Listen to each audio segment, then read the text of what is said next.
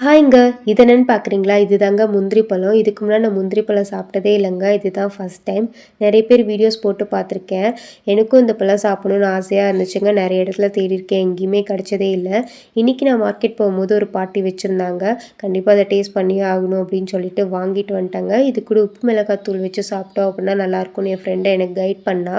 So உப்பு மிளகாய் தூள் வச்சு ஃபர்ஸ்ட் டைம் சாப்பிட போறேங்க. டேஸ்ட் எப்படி இருக்குன்னு எக்ஸைட்டடா இருந்துச்சு.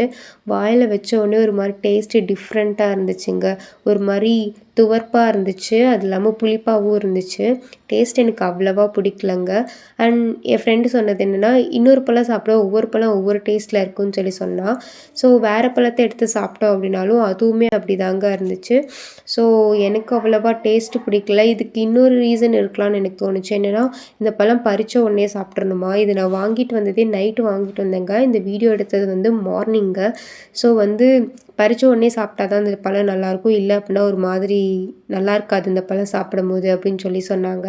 ஸோ அது கூட ரீசனா இருக்கலாம். கண்டிப்பா நான் ஃப்ரெஷ்ஷா ஒரு வாட்டி வாங்கி அப்பவே சாப்பிட்டு நான் உங்ககிட்ட சொல்றேன். எப்படி இருந்துச்சு டேஸ்ட்டுன்னு சொல்லிட்டு.